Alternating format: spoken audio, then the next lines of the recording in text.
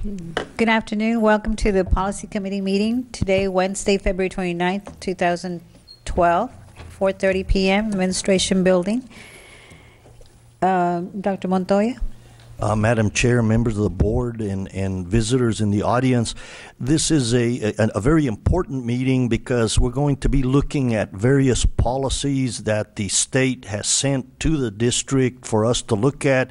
At the same time, we're going to be visiting some samples from other school districts so that when it's time, the whole board down the line at a regular board meeting looks at all these items. They can make some decisions as to the route they want to go with some of the wording and some of the directions of these policies. And again, it is important that everybody understand that really the policy is our bread and butter, our Bible, how we operate as a district and how our administrators and board members operate. So these types of things are very, very important, and I think we'll be sharing some items here with you. Mr. Michelle, if I understand, you will be presenting some of the B section in the is that correct? I think, Dr. Montoya, that Mr. Michaud is going to be available to any questions that the board members Yes, we'll have. open it the other way. Okay. Yeah. Like, huh?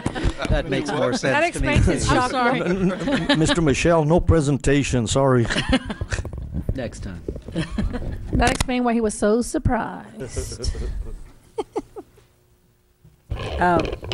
Mr. Arambula or Dr. Montoya, are we going to start with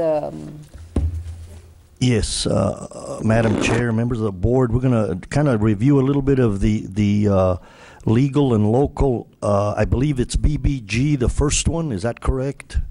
That is correct, Superintendent Montoya. The table of contents is divided into 4 sections, Madam Chair. The first one is board requested policies that were requested by the board for review. They're BBG legal, it's board members, compensation and benefits, BDAA local, officers and officials, their duties and requirements of board officers, BE legal, local, that deals with board meetings, and GKB legal and local, that deals with community relations, advertising, and fundraising in the schools. That's the first section. okay. I guess we can begin the discussion. And we're going to start with BBG legal. Is that correct? That is correct. That's on page number 1. They're numbered.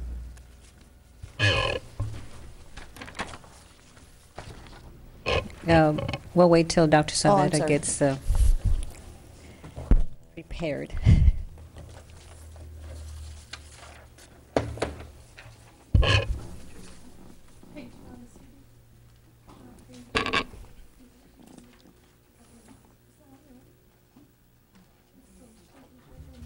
Yes, ma'am. So they have the big one. Go ahead. Go ahead. Okay. Mr. Arambula, you want to go first, or do you want us to go first? Or Well, I can give you the, you want to start with the BBG, legal, local, board members, compensation and benefits on page 1. That is the BISD policy. And we start with members' expenses, non-members' expenses, and travel services on BBG legal. Did you want to discuss the legal policy or the local policy? I think we need to discuss the local policy. Local policy begins on page number 2, expense reimbursement, pre-travel approval, reimbursement methods, service plaques.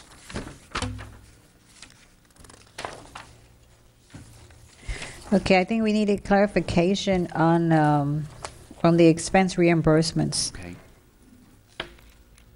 If my colleagues want to share their concerns, or Oh, if I may, one issue that was brought up, Lucy, if I may, and one issue that was brought up, the way it reads, expenses for meals shall be reimbursed in accordance with actual receipts or established limits, no receipts. A cap of $70 per day shall be established.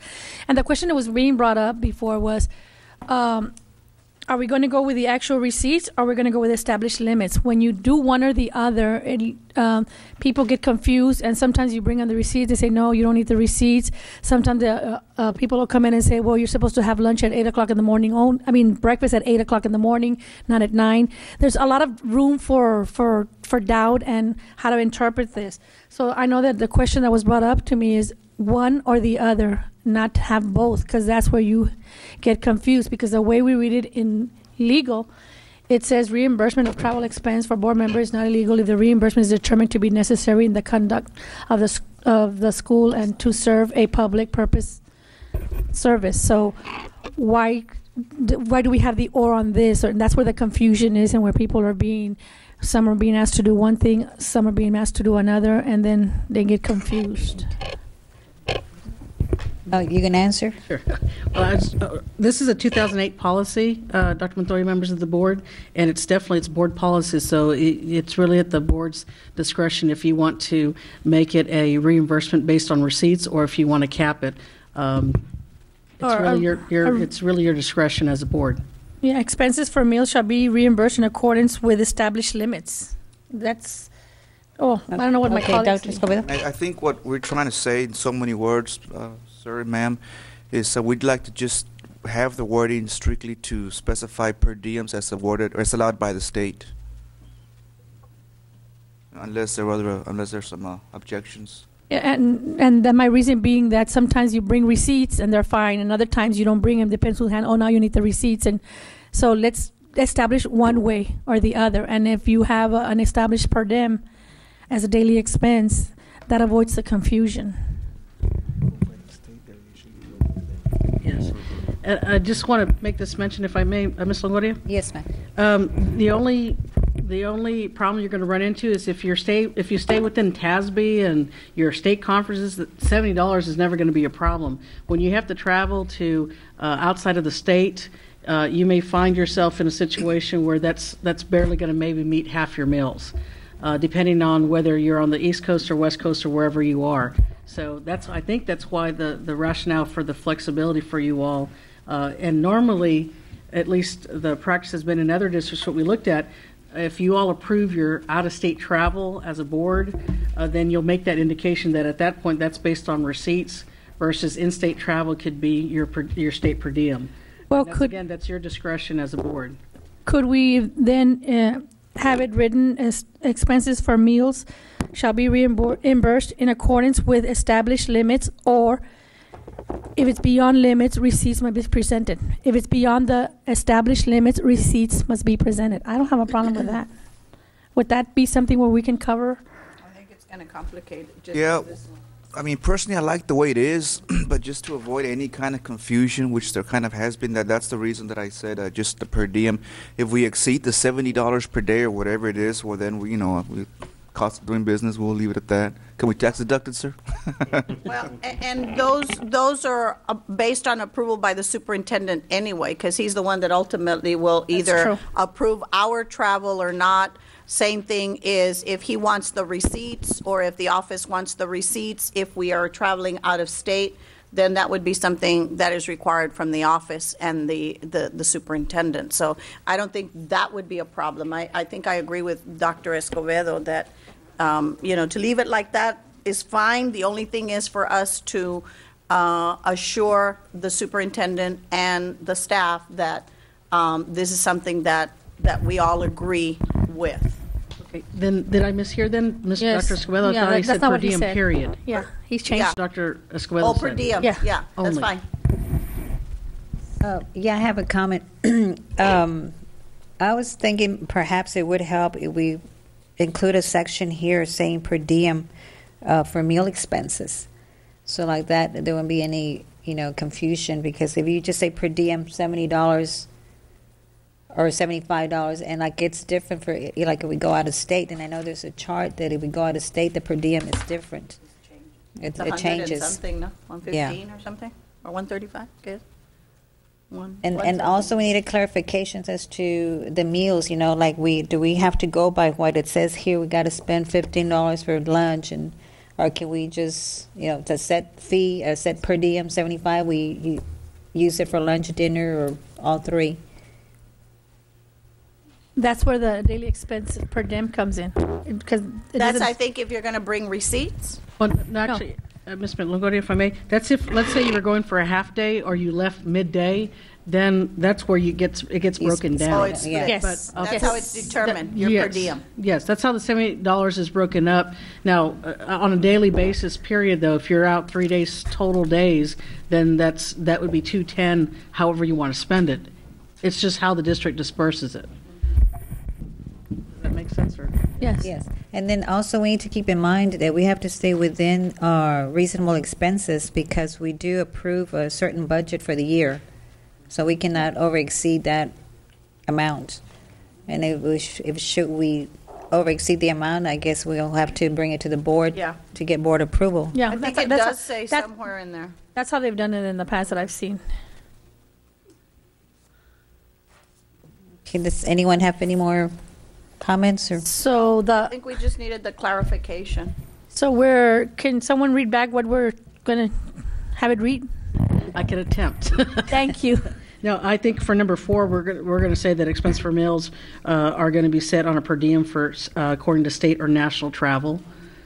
And Okay. then what we'll do is we'll leave that, because that will fluctuate on an annual basis, but we'll make sure that you get that backup for it. Okay. So it doesn't need an amount, Dr. Atkinson? Well, if you want to state an amount based on 2012 right now, we can drop it in an amount. But again, like I said, that's going to change. each state has a different per Yeah. diem. Yeah, So but that's if up to if you put that in the way you've just worded it, it allows for the Ability for Dr. Montoya to flexibility. be able to help you. that would be depending on the safest travel. way to put it in, where you won't tie yourselves or end up At an amount. at an amount where he would want to reimburse your meals, but the way you write it in a certain manner, then he's not able to because he can't violate the policy, and that's what the purpose of the policy is, to be able to cover the actual expenses for each board member if they go out of town. Okay. Okay. So Can I just have one other clarification, just for Dr. Montoya's sake, in terms of this per diems? Basically, there will be, at this point, no receipts then will be required then if it's a per diem, correct? Okay. We can write it in. No receipts are going to be required. That's what it says on there. Okay, the next policy is BDA 8, local, Madam Chair, deals with officers and officials, duties and requirements of board officers. The categories are board officers, vacancies, term and duties, president, vice president, secretary, and assistant secretary. Is there any specific area that you wanted to look at on this one that was requested? What page is that on? Page number 5. It's over here. BDAA. Just right below the other one. Right after the other one. No, I marked something.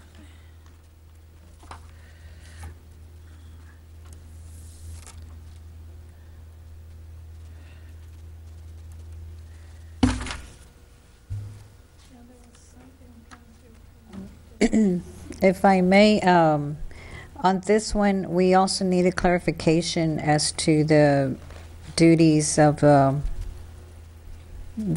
board president, because there's, on the local policy, there's only 2, it only mentions 2, and that's presiding over the board meetings and having the right to make motions and resolutions and vote on all matters before the board. So I was just wondering if there was any more duties that are listed somewhere that we do not have it in our local policy.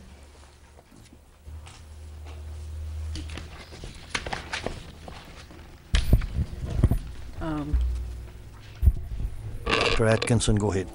Dr. Montoya, Ms. Longoria, I think the only thing would be, and it may be that it runs parallel to BE local in terms of the duties of the president as you set board meetings and agendas.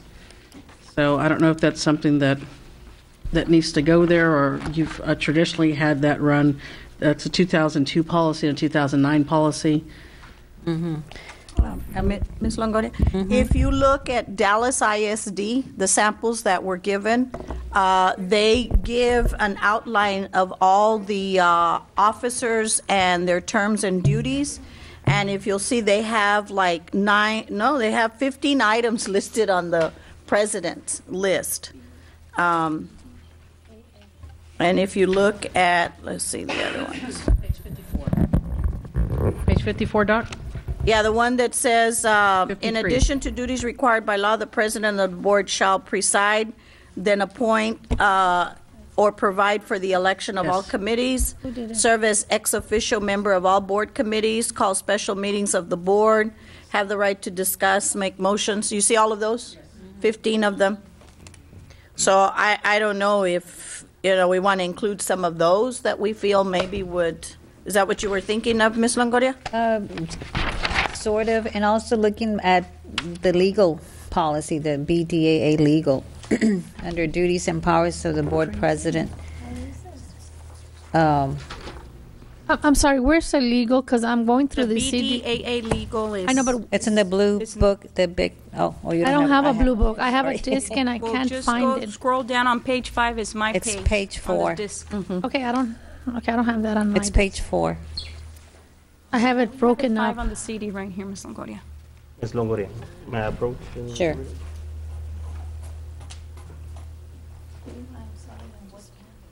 I don't know what tab is it on, Ms. Presas? What tab it's is it on the Put number first. 5 and it's right, Can you right go below to your the. menu.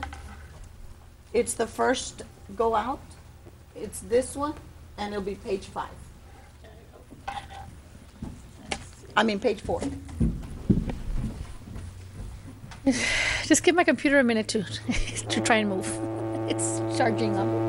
And the next item. No, will it's a be little right bit old. below. It's about as old as I am. It's actually page 5. See your 4 and then it's on the duties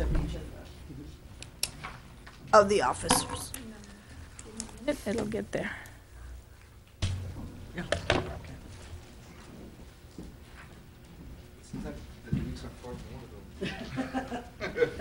It said all other duties as assigned. Yeah. I mean, we can, if I may, Sure. I mean, we can include all the verbiage that we want, but Yeah. I'm a very firm believer in just keep it as simple as we can because it's quite complicated as it is. So, but that's just my opinion. Yeah. Okay. I'm looking at San Antonio's, they only have Also, 3. they only have Yeah, they only basic. have- They keep Yeah, it very most of them, basic. I think, Dallas, because maybe it's so huge. I think Round Rock also has Yeah, they all have them. 8 items listed or something. But yeah, the more you add, the more, I guess if I may, Ms. Longoria, we don't want to add. We just want to do what Dr. Escobedo said. Just clarify to read something that doesn't leave room for interpretation, misinterpretation. And I guess that's what we're looking at too. That's something that cannot be misinterpreted and applied one way, and when we're reading it, it says something different. And that was the question that was brought up. Yeah, and I guess also because policy BE, which will be next, under meetings, it does say that the president can call a meeting or a special call meeting. right. So maybe that should be included here under BDAA. Technically, it's a different policy. Yeah. Because I know this it. pertains to the board meeting. This pertains to the board Right, but meeting. it's giving the authority that the board president has in this under this policy. Yeah, with the board meetings. Yeah. So I don't know. I just thought it would be easier to be we included it under this other BDAA local so that we can have all his duties listed on there, like Dallas and Round Rock has it listed on theirs. What will we do then with BE? Yeah. what If would it's happen? it's legal comes from TASB, doesn't it? Yeah. It's local. So automatically, we still align ourselves with them, whatever follow the legal, unless we want to remove that, not remove it from there, but add it on to our local. Now I'm looking at the BE local. I know, but the BE Legal for has it. legal has that in there, Ms. Longoria. So that's why we cannot. Do you mean include it in both sections? On Yes, both, yeah, that's what she said. because when I was, questioning certain things, I was just referred to BE local or BDAA local and not legal. So, I just wanted to make sure that they were referring to legal as well, not just local policy.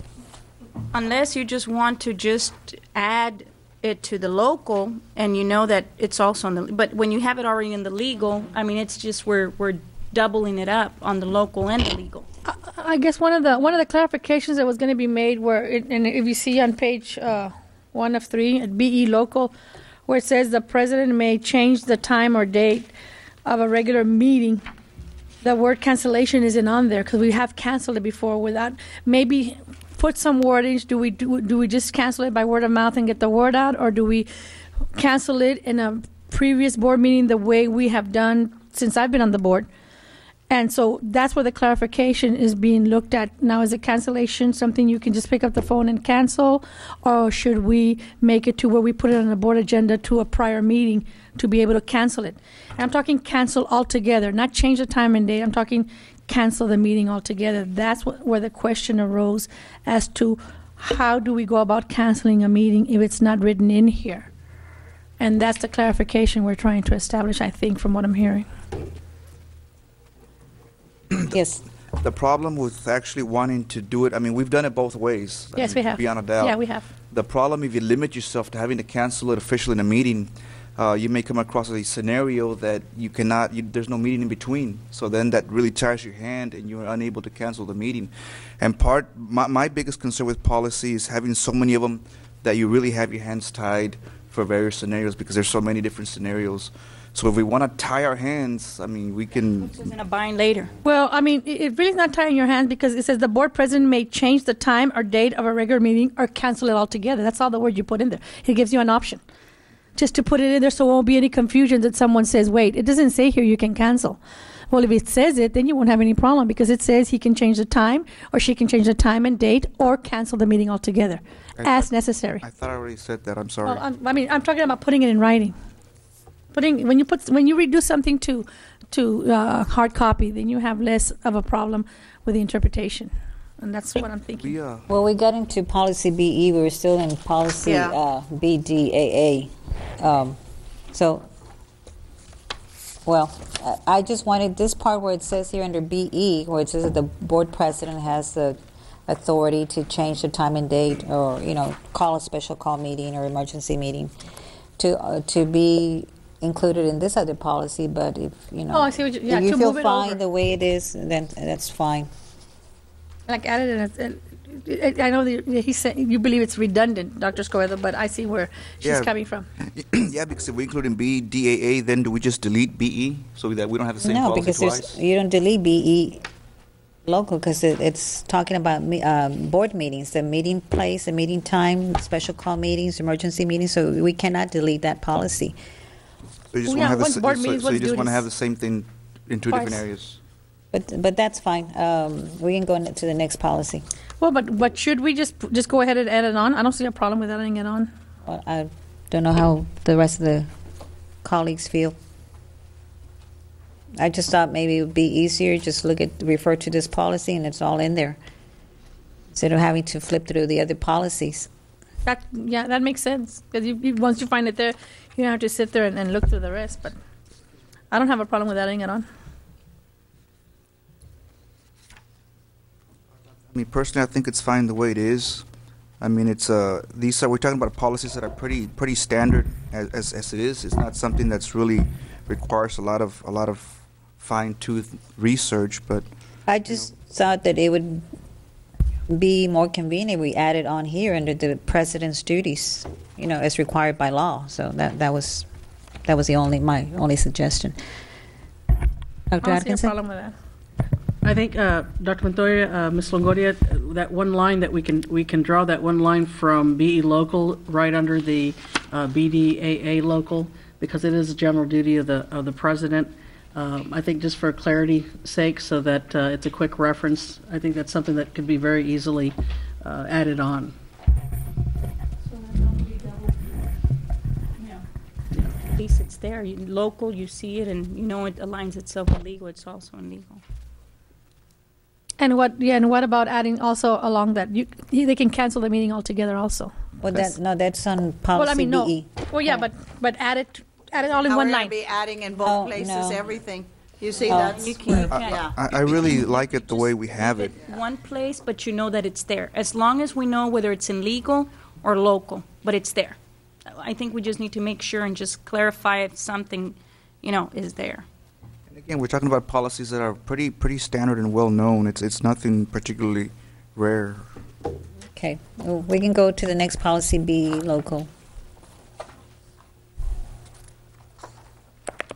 Or be legal, I'm sorry, Mr. Arambola. Be legal on page 12. It's the legal. The change you want to make on BE local, Madam Chair, on meeting time, page 14. Regular meetings of the board shall be held on the first and the third Tuesdays of each month at 5:30 p.m. when determined necessary, and for the convenience of trustees, the board president may, and then the addition, cancel and/or change the date of time of a regular board meeting. So the only insertion that would be put in there would cancel and/or change the date or time of a regular board meeting. That way, there wouldn't leave any room for doubt. That way, it wouldn't be misinterpreted and saying, well, you're allowed to change the time and date, you're not allowed to cancel. This way, it gives you that authority also. So, and that means we would not put an agenda item to cancel any more meetings? No. From now on? I don't know. There are sometimes things come up where you have to cancel it, but there's no meeting in between, like Dr. Escobedo said. So what happens is, for the times that there's no meeting in between and it needs to be canceled because something's come up, it can be done. But other than that, you can still do it the way we've done it, because this gives us the opportunity to do it either way. Either way would be correct at that point. Am I correct, Dr. Escobedo? That sounds about correct. Again, these are policies that I have no problem with the way they are. I mean, they work all over the place. The more we add to them, the more we just setting up ourselves up for predicaments in the future. Well, I think it is important to put that word canceling in there, or cancel a meeting, because I know some of the public were not informed or aware that the regular scheduled board meeting had been canceled. And it's automatic, it's every first and third Tuesday of the month. So, we need to notify the public in a timely manner. I mean, I don't disagree with you, but our priority is to take care of school business. That's our number one priority. Everything else is secondary. And we have to also clarify the obvious, that when a meeting is canceled, when a board president, let's say as board president, if I cancel a meeting, it's not because I felt like it or because I wanted to, because I could. It's because something actually important is in the way of a successful meeting. And again, keeping in mind that our number one priority is taking care of school business. That's why I want that flexibility. Everything else, the notifications, this, that, and the other, that's all secondary. Our district is priority. Okay, go ahead, Ms. Garcia. We usually work on a month-to-month basis of events. So obviously, maybe if Dr. Montoya will give us a heads up if that's not going to work for administration, maybe like that when we have the meeting, we'll say ahead of time, well, we're going to have to cancel this meeting because, these things are coming up, or we have these events and it's not going to be possible. Maybe like on the first, if it falls before the first meeting and we're at the end of the last meeting, you can predict and work around that schedule. And you automatically notify the public with ample time on the meeting. On this day, the meeting's going to be canceled. And we all agree to it, and it gets done. I mean, I don't know if that'd be easier by looking at the calendar that we deal with on a month-to-month basis. Well, I'm just going by the policy, and this is BE local, and it says that, the notice should be reflect the time and change of the time and date. So, we do need to notify the public. And also calling special call meetings or emergency meetings. It also, by policy, also says the board shall determine when an emergency, urgent public necessity, as defined by law, warrants the meeting. So, I just want to make sure that we are following our own policy. May I? Yes. Are we not? Is that what you're saying? I don't believe we did this last time. Well, the attorney said we did, so I'm going to believe him. Well, I'm just going by what the policy says. You know, it says the board shall determine an emergency or urgent public necessity as defined by law that warrants the meeting. Counselor, have we been breaking our own policy? Have I been breaking our policy as president? No, I don't believe so. I mean, I think there were issues to look at, but I can't say that there was a violation. Thank you. I guess the question was, if I may, is what was the emergency? Because we had a quorum that was staying behind that would have been able to hold the meeting. And so I guess the confusion was that the emergency was not clarified to everyone. Because with all due respect, without stepping on anybody's toes, I never established an emergency to cancel it because the quorum was left behind for that meeting, and that was always a question. And that was just the question that arose at the time. Right. I think, if I may, there may be a couple different concepts that are being melded that probably should be kept separate. Emergency meetings under the law refer to emergency meetings under the Open Meetings Act. It's very specific. It allows you 2 hours notice. There are court cases on it. It talks about catastrophic situations, things like that. Then there's also the issue of whether you want to call what's considered separate a special meeting, really a local initiative, and then that's where I think you can properly determine how you want to do that. The debate you're having right now, but the reference that you will see in legal and here to emergency meetings, that's a very specific type of meeting. But this is not talking about an emergency meeting. This was talked about the fact that they cancel a regular board meeting. Correct. For emergency reasons, but we didn't know, or no one made clear the establishing of the reason for canceling a meeting when a quorum was left behind to conduct the business if the meeting was to be held, you know, for whatever thing was on the agenda. And that was the question, because you had an available quorum to hold the meeting, and the meeting was canceled because some of the board members were going to be out of town, and I understand that. But that's where the question came into play, because the vice president was here and available to conduct a meeting if a meeting would have happened. That was just a question, and on sincerity, it was a true question that we were just wondering what the answer was. Yes, ma'am. I think the distinction is, as Mr. Michel pointed out, that there is a difference between special called and emergency meetings. And what the president did was follow what the special call meeting protocol was, not the emergency. The emergency is very specific. If I heard you correctly, right, Mr. Michel? Right. That one is very specific, dealing with disasters or something that is... and it's really to be able to set a meeting on 2 hours' notice. Exactly. And if I may, Ms. Longoria, that's all true and correct, but the point is this was not a special call meeting. This was not an emergency meeting. This was a regularly scheduled board meeting that was canceled, and the question was the necessity to cancel, because it had nothing to do with a special call meeting. I know, but what we're discussing is But special, no, not regular. But what she brought up on the meeting that was canceled, it was that's the meeting we were referring to, and that brought the question to for this. But then we should go into where it says that the top regular meetings of the board, because we were under the special This is call. why we put cancel in there, because that's why I suggested we put the word cancel so we wouldn't have those questions come up in the future.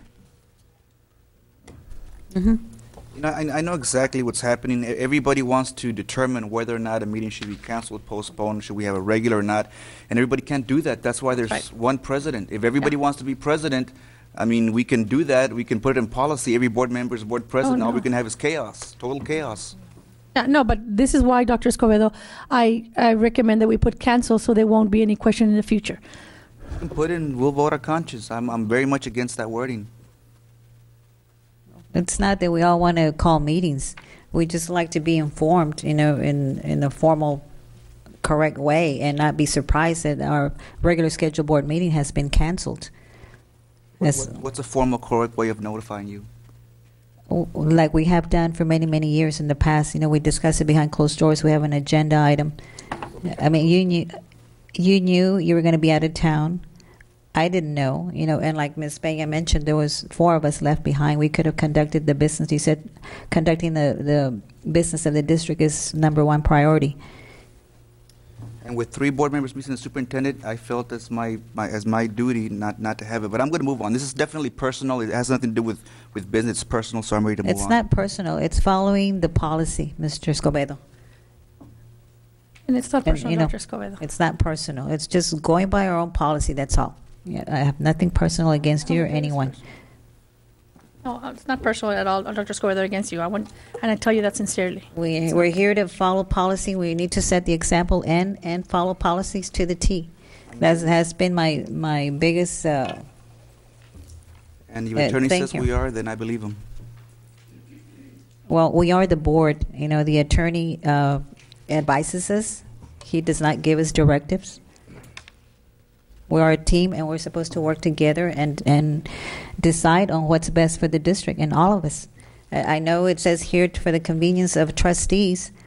I mean, and like Ms. Peña said, what was the emergency that you had to cancel the meeting, and what was the convenience for the board members? But that's fine. I just want that from now on we follow policy and be notified the way we should be.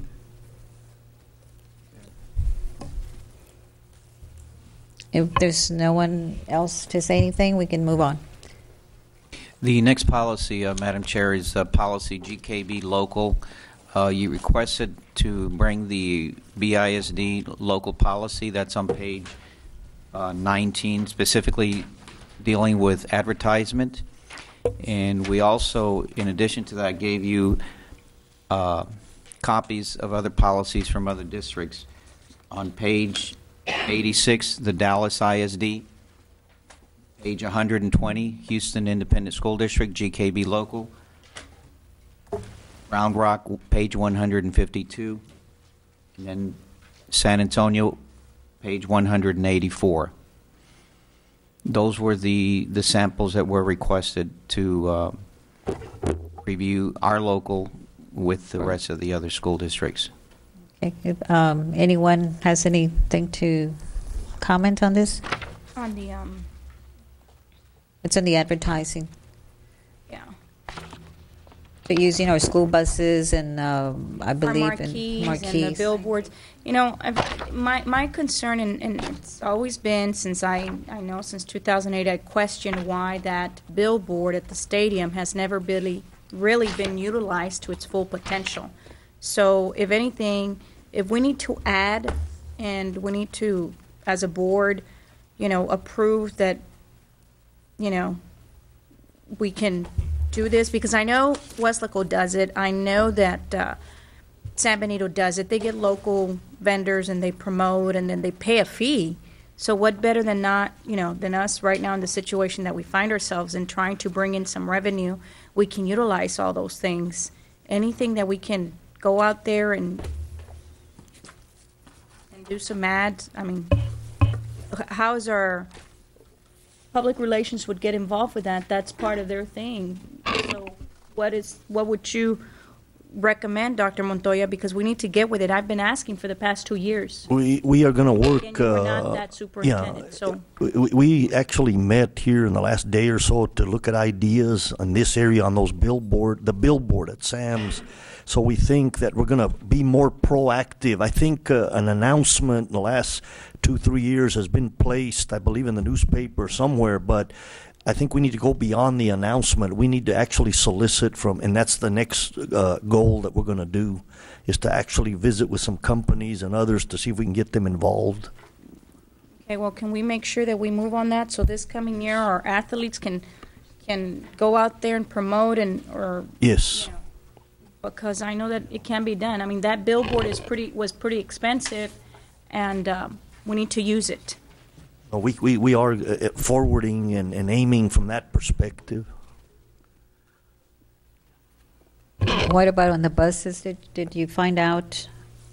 Because the legal policy says that it's a violation of Transportation Code, Chapter 391 through 395. 395.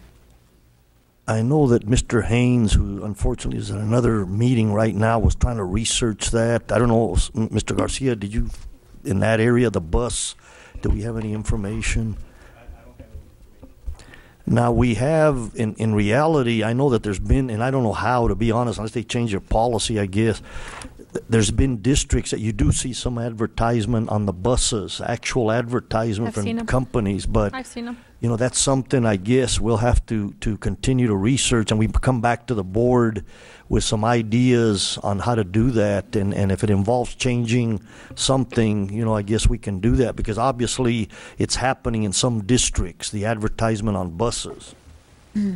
Or we might not be able to, because this is legal policy, and it says a person commits an offense, and if the person, you know, advertises or a sign in violation of transportation code. So, you know, maybe and I what does the transportation code say is a violation? Because we've seen buses with it. Yeah. So that means that the violation of transportation code, it means that people that are allowed to use the advertising mean, you know, no alcohol or Yeah, it says here no political No advertising. political advertising. No political. Sexually Sexual obscene. Yes. So as long as they're not in violation of that, you know, you can advertise, you know, maybe Ms. Ortiz, our in-house lawyer, if you don't mind, maybe a little research quickly on that to see, and we can contact 2 or 3 districts up the valley that are actually doing it and find out exactly what the process was.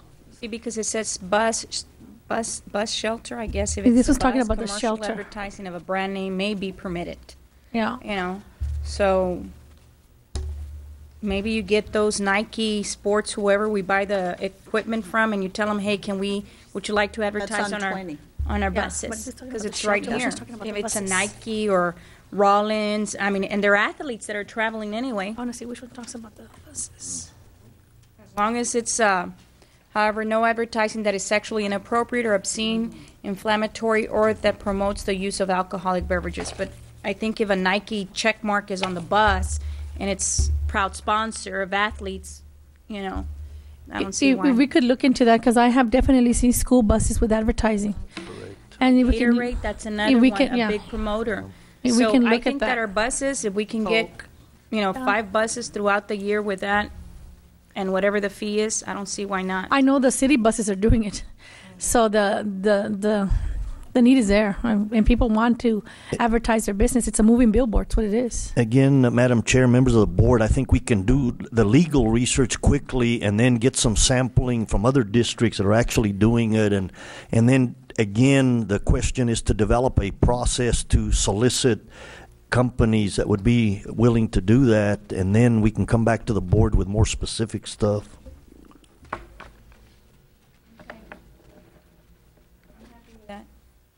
Something we can look into. We Okay. can put it in the budget as Yes. income revenue.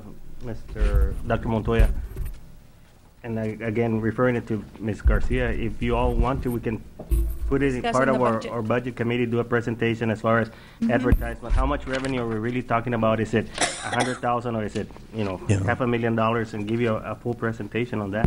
Why don't we do that? Because we do need to research exactly what other districts are doing, because it's happening, and I'm sure they're generating funding. I just don't know the specifics. But And We need to hit the name, those Gatorade, those Nike, those Rollins, all those people that come and sell us. Yeah. Because they will. I think that if you tell them for the buses where the athletes are traveling, or for our billboards at the stadium, I'm sure they will. And this would help defray the cost for fuel and all of that, to go back into that department, so it doesn't take from our general funds. Because I know the state doesn't give us a lot in that area. Am I correct?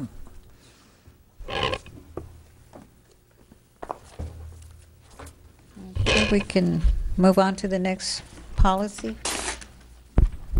DC, legal and local were requested by the board to bring in as samples as well.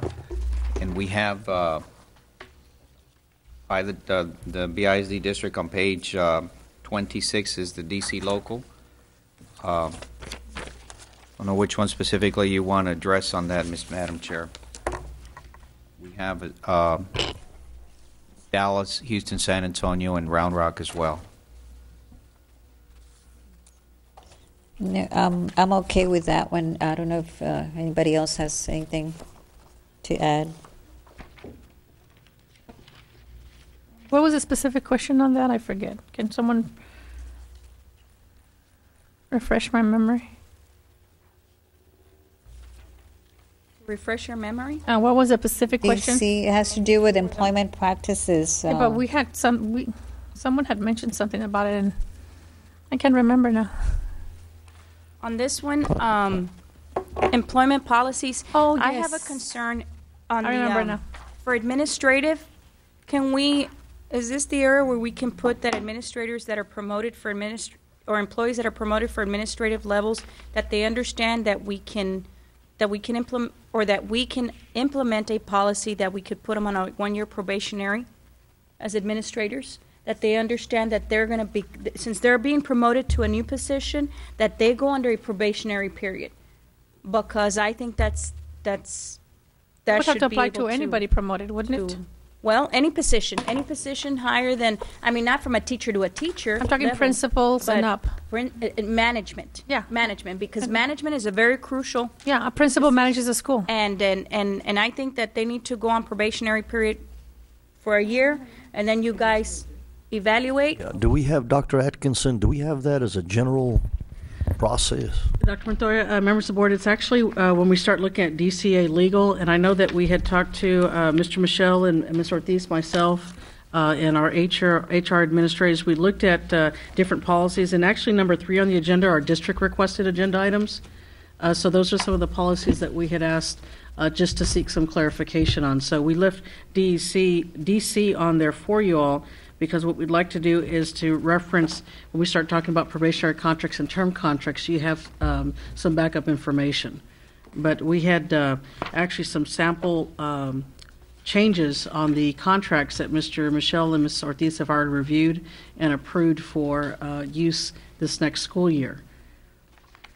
I believe there on, is it page 29, there is reference to probationary contracts for 1 year. Yes. But that's usually just on educators, and that's one thing that when educators come on board, they go on probationary, but what about when administrative gets hired? Or when people get promoted for principalship? I think it's only fair if the teachers come on board and they get probationary period, why can't our administrative get probationary period as well? Well, if you stop and think about it, everybody has been on that probationary period, even those climbing up to administrators. But you want to add another one while they're at the new position. Is that what you're saying? They're not on probation. Let's say that a teacher's already been 5 years a teacher. She's no longer in a probationary period. She applies for a principalship or an assistant principalship. You put them on probationary period. Again, for the position. But I think that that's where, that's for clarification that administrators also, like for department administrators, I mean that everybody across. I think that was a concern. Is it only certain positions that are placed on probationary, or everybody's placed on probationary? Go ahead, Dr. Dr. Thank you, Dr. Montoya, Ms. Longoria. That's why I was rushing. It's the next policy that we're looking at. If you look at DCA legal, it kind of gives you the categories of people that are placed on probationary contracts. Right. Well, under DC, I'm sorry. I'm sorry. Have you got 1 through 6 of the different categories that can be placed on probationary contracts when they're first time? What the only issue that we wanted to vet out to you all is what happens if you have an existing employee in the district that went from teacher to, let's say, assistant principal to principal or to director or so forth and so on. Once they lapse that, they satisfy that initial probationary period, they don't ever go back on a probationary period. And so what we asked, and I think, Mr. Michelle, you were going to double check to see if the first time administrator could be placed on a probationary contract for at least a year. It's been the practice in other districts that first time administrators go on a probationary contract for at least a year, and at the end of the year, then the superintendent makes recommendations to the board as to they go to a term contract or they stay on a probationary contract. At that point, it's a little bit more of a negotiation between that employee and the superintendent. So I don't know if Mr. Michelle, you have anything to add on that. Well, but the legal says, if you go down, and I don't know that we can. Under contract. The legal says, the term is at least 1 year. It says for a term exceeding one, a probationary contract may not be for a term exceeding 1 school year. So if we tag on an additional. Oh no, but they run in and of itself 1 year. You can do up to 3 probationary years, but one at a time. So you have up to 3, and in fact now we do up to 4 years probationary periods. So, but we can't give you a contract. Here's 4 years probation. No, it's 1 year at a time. Why would what is the basis? Yes, and if I may ask Ms. Longoria, what is the need to have somebody on probation for 4 years? I mean, with all due respect, and you know, I guess I come from the an estate agency, and you know, you're on a 1-year probation when you become, you know, a supervisor, lieutenant, captain. What is the objective? Is it because they didn't cut it, so you're going to try a little longer? Or explain 4-year probationary contract to me, at 1 year at a time. Dr. Montoya, members of the board, Ms. Longoria, this is the standard in the district that you would go at least 3 years probationary. It is a standard practice of the district to go at least 3 years. No one just goes 1 year and then automatically they get a term contract. Okay. They're only eligible for a term contract after the 3rd year. So after the 3rd year, you're automatic to get your next contract? After you go, you can go 3 years, and then at that point, you're allowed to be considered for a term contract. There have been cases in the district where they extend it 1 more year, a 4th year probationary status, you know, because the district's in a position to go either way, whether they say, you know what, at this point we have to terminate the contract, or, you know, we don't want it to latch on to a term contract, which has a lot more restrictions or a lot more requirements. And who decides who gets the extended probationary contract and who gets an actual term contract? That's my question. How are those decisions based? Because we're very opinionated human beings. So, evaluations. Yeah, there's definitely has to be a process and documentation that we look at in terms of, and depending on the level, it could be a campus-based, departmental-based position. But there's always going to be some type of process that has to be verified before recommendations made to the superintendent. And then after that, you know, then it's his call to make whether or not he goes either way. And is it possible for somebody to get a term contract without having to serve the 3 years probationary? No, not at all. That's kind of the set rule here. That's a set rule that after 3 years probationary status, then they're qualified for a term. And normally, 9 times out of 10, they're going to go to a term contract. There's just very few, it's very rare, but it has been done where they'll be extended to a 4th year probationary status. Maybe for those that are still in a growth plan and it lapses, some people get hired mid-year, after a quarter of the year, 3/4 of the year. So it puts the district in a tight position to, after not having been on the entire year, to recommend another year contract. So you might have had people that just got hired last month, for example. You know, this would have been their 2nd year, quote, 2nd year of eligibility. So next year is their last year. You've only had really a year and 2 months or 3 months, so you might want to say, let's do 1 more year probationary. But there's definitely a criteria and a formula we try to follow. Thank you. So are we going to include that for administration as well, or you're going to look into that? Mr. Michelle? Yes. I mean, you know, districts, you know, have a lot of flexibility when you determine, when you first appoint or assign someone to an administrative position, what you want to do. It's what you determine, you know, by policy. And, you know, sometimes there's a concern from an administrator as to whether, well, am I giving up some sort of security? So a lot really depends on what the district wants to set as its standard and requirement for what you want when you place an administrator in a position. Okay. Dr. Montoya? No, you know, again, the probationary issue gives us flexibility if there's an employee that's having problems, or obviously you want to put them on some type of a growth plan because you don't want to hire somebody and get rid of them right away because it costs a lot of money, and it impacts instruction, it impacts departments and these kinds of things. So we do not want that to happen. But I think the way this is worded, I think we're going to be okay because it's up to, as you said, Dr. Atkinson, up to 3 years. It gives us that goal to observe, to help, to get them hopefully on a term contract. That's really what you want in the end. And it does open the door for not just teachers, but other, as it says here, supervisors, administrators, those types of things.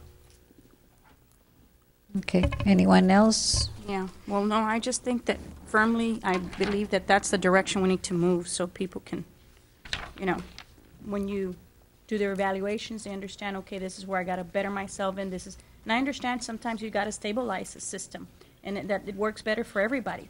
And you're right. People that when you invest in their time and in those positions, you really want to be able, that's why we got to be very careful also with the selection, because when you guys recommend, you got to know that those people can do the job.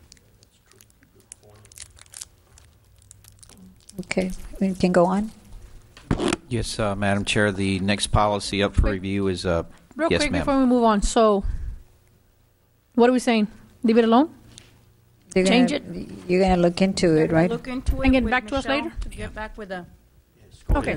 Dr. Atkinson. Thank you, Ms. Longoria. I think the direction by the superintendent at this point is, and it's already been cleared by Mr. Michelle, our board counsel, that we can, at the administrative stage, if it's the initial administrative year, that they can be placed on a one-year probationary contract.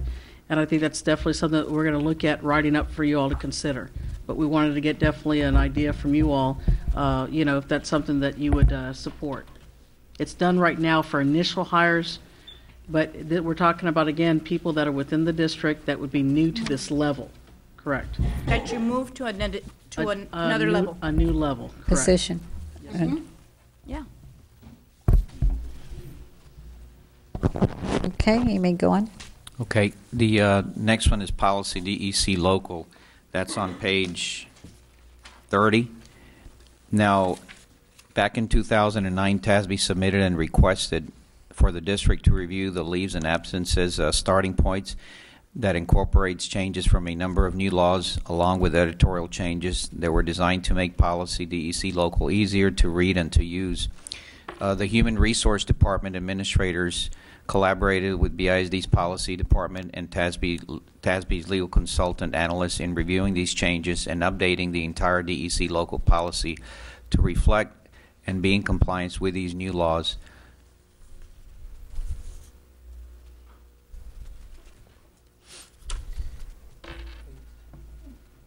Yes. For the sick leave.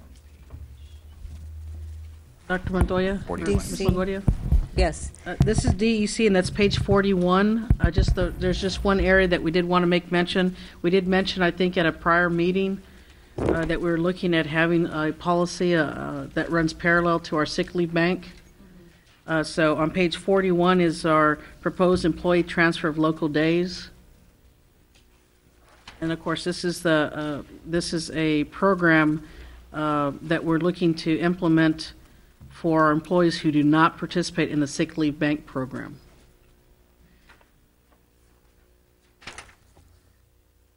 Page 41, Yes, ma'am. our book. I know our numbers are way off.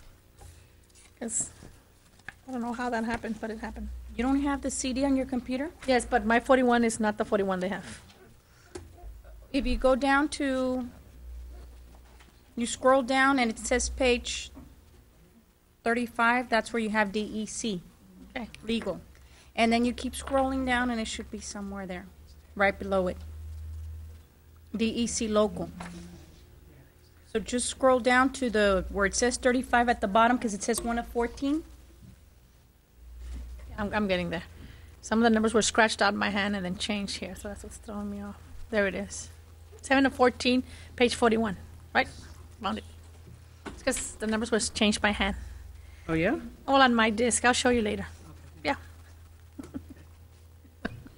Okay, long as we get You on must the have the picture. magic disc. Or a crazy computer, one of the two. Ms. Longoria, may I? Yes, go ahead. Okay, this is and if you read some of the statements that are there, we do have two special criteria to this one, of course, that they've exhausted all paid leave, and this is again for employees that do not participate in the sick leave bank program. They've exhausted all paid leave, and this is where we talk about that the employee or immediate family member of the employee experiences a catastrophic illness or injury. This is real important. If you look at this at the third paragraph there, the transferred employee may only transfer its local leave to an employee whose employment level is equal to or below that of the transferring employee. And additionally, a classified employee may not transfer the local leave to a certified employee. And there's a couple other reasons for that. I just want to make mention to that. Some of the breakdown, the detail is going to be in the actual manual, but this is enough basically for the actual policy. But where we have situations where we may have a supervisor that needs days and they go and ask the people they supervise for days, and we're trying to make sure that's not allowed. We're Could be a saying conflict. that it has to, right, that it's a potential conflict. So we're looking at different pay scales and making sure that we're within the pay grades. So an administrator can ask another administrator, unless you're an immediate family member. And that's one of the things that we were asked, that if you're an immediate family member that may be, of a different level, then that would be allowed. We just want to make sure, this was something that actually that was in place a good 10 years ago. But there were some issues with the conflict and undue influence, Right. from higher pay grades to lower pay grades, and so it was just done away with. So we felt that these safeguards in here would allow us, though, to exercise this program. It would be definitely a benefit to the employees of the district, especially when, again, although we now have open enrollment for our sick leave bank, some people don't have any days, period. And so, again, this would be limited to 30 days an employee. So if I'm asking for days, I can only get a total of 30 days. And any one person is limited to 10 days in terms of transferring to that one employee. Okay, so again, it's basically barely enough to really get through a month if that's the case, but it is something at this point, because right now it's 0. So this would at least be something that we felt we could ease out and start providing the employees that need it. And we did put on I'm looking for the one where you can transfer it to your family member, even if your family member is at a different pay. Yes, that will be part of and we can actually list it if you'd like, but it's going to be in the actual manual. We try to not keep this. We try to keep this as clean as possible, and then have all the details in the manual that we'll have out. Our sick leave manual is roughly 12 plus pages, but here it only makes up half a page, and so. Could we not add some kind of line there? Because if people look at this and they won't go read that other book. Is there a way to put? They're required to this when they. I understand. We're required to do a lot of things. Okay. Human nature sometimes prevents us from doing what we're supposed to do. We can add that one line in terms of the immediate family members. Yes. Problem. It's just making sure we don't get too wordy in the actual policy. I have a question, and this just came up as I'm looking at people are retiring. Some people retire, and the most they can claim are 30 days, right, that we pay them? The rest they actually lose. Yes, ma'am. What happens to those days? Can they be nada? No. That's it. We actually we clarified that, and Mr. Garcia was very happy when we clarified that.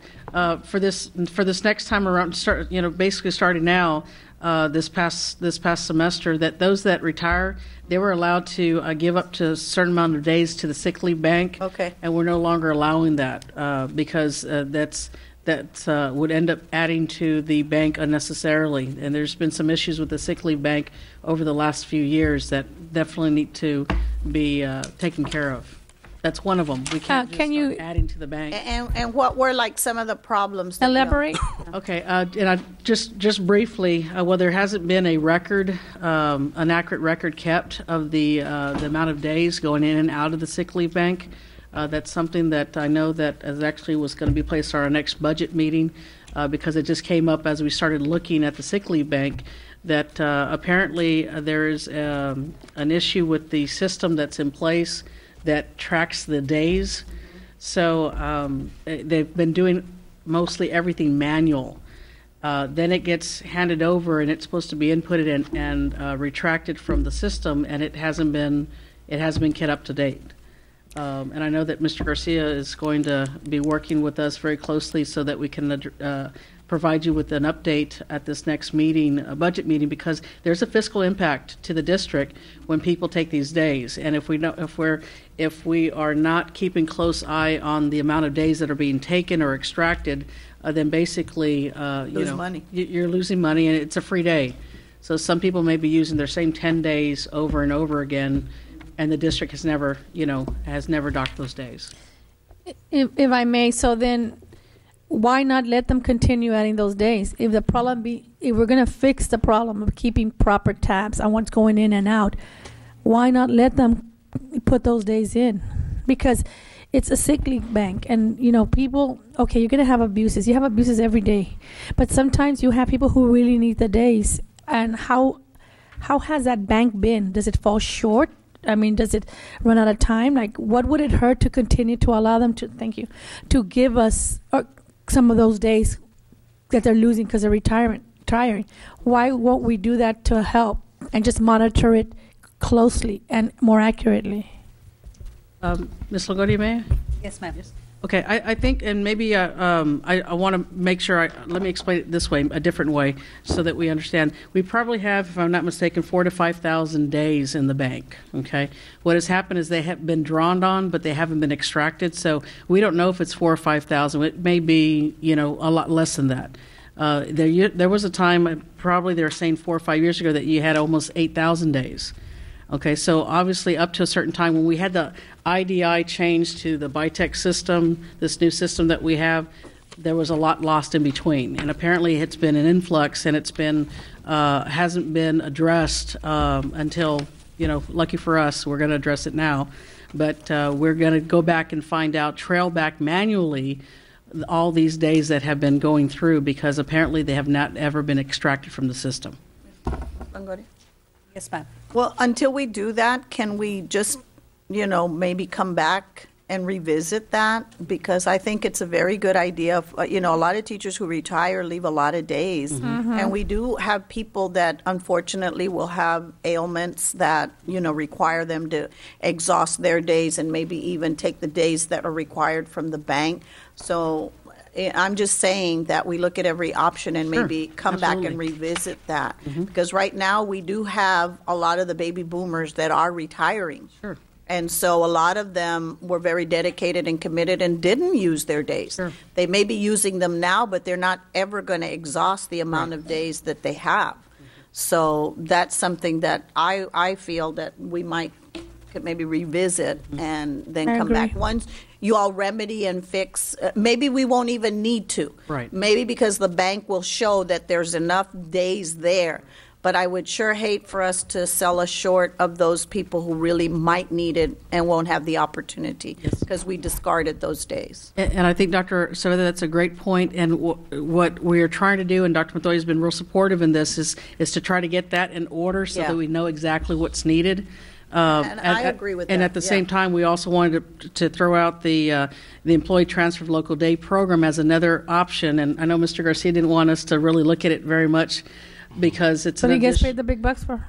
Well, money goes out. It's a lot of work. Yeah, but no, and the work, we're not scared. We're not scared of work. No. That's the last thing. But if we monitor it properly and we do what we're supposed to, and someone's actually paying attention, none of it will go to waste. And I've always been under the premise: the more you need, you should always have more than you need, and you might not ever use it. But if you run short because you come in and you check and you find out, wait, it doesn't actually have this much, as little, and you closed your door to this other option of getting days, I don't want us to run into that problem. But if we monitor it correctly, then we shouldn't have that problem where we're losing money. And just a final comment on that, just if I may, Dr. Montoya, Ms. Longoria, this has not really been a budgeted item for the district. It's been a floater. Right. So really, the last couple of years, the district hasn't really put their finger on how much does this cost us? How much should we be budgeting or saving? It's really been an influx for the last several years. And so when it was explained to us, it was probably it was last month when we said, oh my gosh, what's been going on here? Yeah. And so now for us it's been, okay, let's get all this in order so that we can present to you all in this next budget meeting, because it happened like right after this last budget meeting. So now we're going to be able to give you all, hopefully, a pretty tight scenario summary of where we are right now and where we need to be with it. But I can tell you that the main crux of this was the change in the programming for payroll and for the district, and it's not going to be readily solved. It's going to be more manual man-hours for us to be able to address it first before we can take care of it in an automated sense. And you've already have people that are trained and well qualified to go in and research this, because I know what that entails, because I had to do that when I was a supervisor, and you're talking about every minute of every hour. It's a lot. But if you get the right people on the job, you'll be impressed to find every last minute and where it belongs. So we already have a group in place for that. We have some good people, Mrs. Pena, that really that are dedicated, and they know exactly what went wrong, and now they know that they have the support to fix it, because it is an enormous project, and now they know they have, definitely Dr. Montoya said, get it fixed. Yes. We're not looking for things to fix. It's just end up happening sometimes. So, but this is definitely an area that we're going to address at this next budget meeting with you all. Okay. So that system's going to require something else. I gather We're not because there I've yet, been. ma'am. No, but that's what I feel coming because But 2 years ago I questioned the Nothing capability, yet. the capacity Yeah. of that system that they kept on recommending. Well, let's go back. I mean, let's call an ace, guys. I see it coming, and I've been telling people we bought a system that it was not compatible to our needs, and it's going to cost us. So because they had to do everything manually. And the system still that we have in place right now for payroll, they're the ones that take care of that. If people only knew the situation, and we need to know it, guy. I'm telling you, we need to know it because I've heard this for the past 2 years, and it's a rude awakening to what's coming because the system was not capable of maintaining the days of absence or something like that. People were losing days, or people were not getting paid the right days of absence or the leave. I mean, there's a lot of concerns, and I guess that's why administration's saying that even the sick, they had problems with the number of sick days they were losing. Some people were losing sick days, and others were gaining without even knowing it. So it's a challenge, but we'll get through it. Just the one thing on the DEC local, if you all would prefer, we can extract that transfer of local leave days for the meantime. But this is definitely a policy, and I know Martin reminded me this before we started.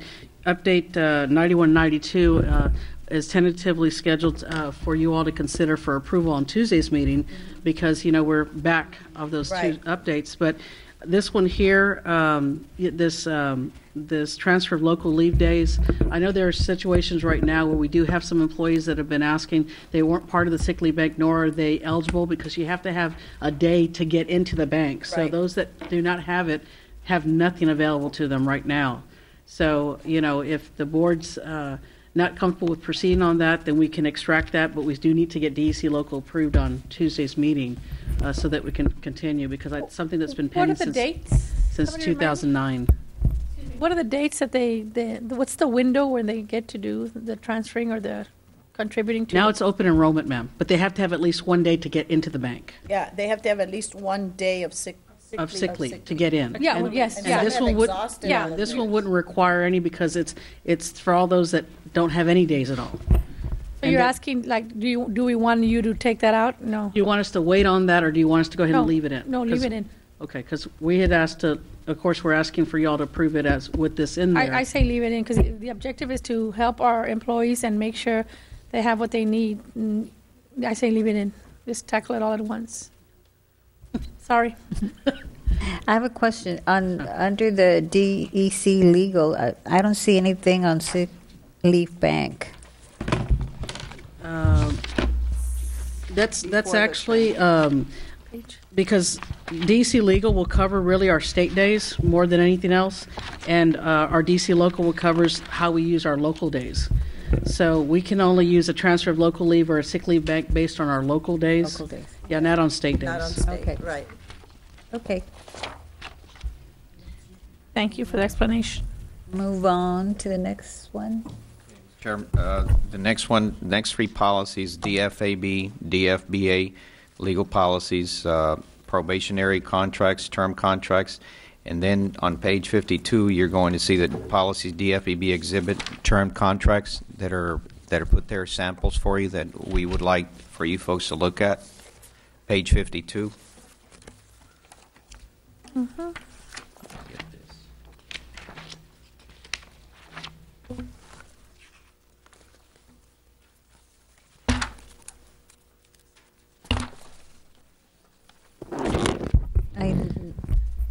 No, go ahead. Okay.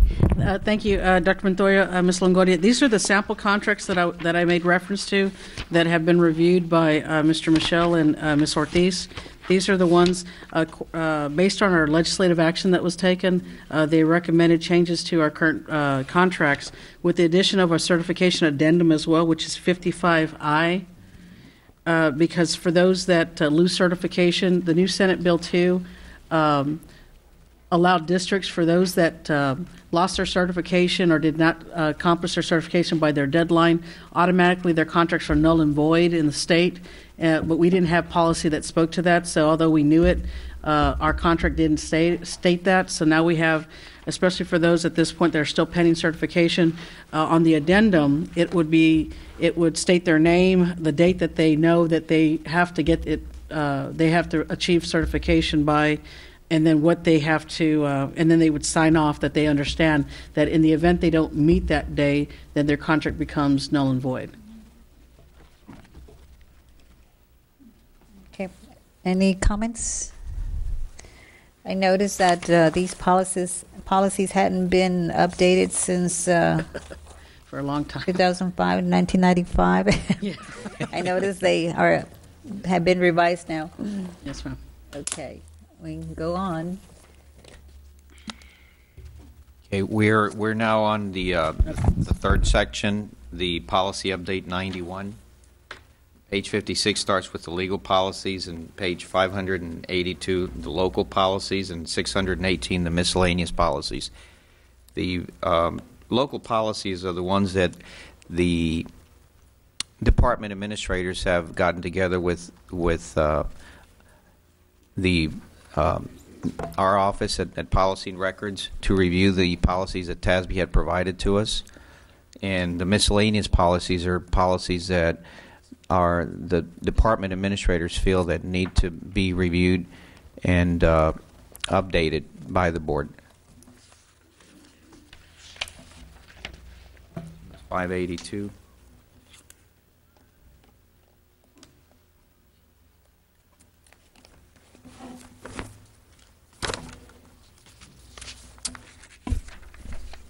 You look at page 582, Madam Chair, the first policy, CDA local.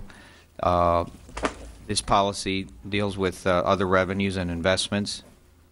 And TASB just recommending that new text and monitoring rating changes to satisfy the requirement from House Bill 2226 for districts to include in their investment policies procedures to monitor rating changes in investments and to take prudent measures to liquidate investments that do not meet minimum ratings. Now, these policies have been reviewed by administration. CLA local as well deals with buildings, grounds, and equipment management. This local policy addresses the securities recommended for deletion. That content of this policy is administrative in nature and is better suited for administrative regulations.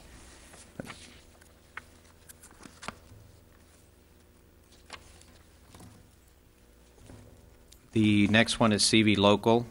Area administrators and operations facilities reviewed this policy, and it deals specifically with facilities construction.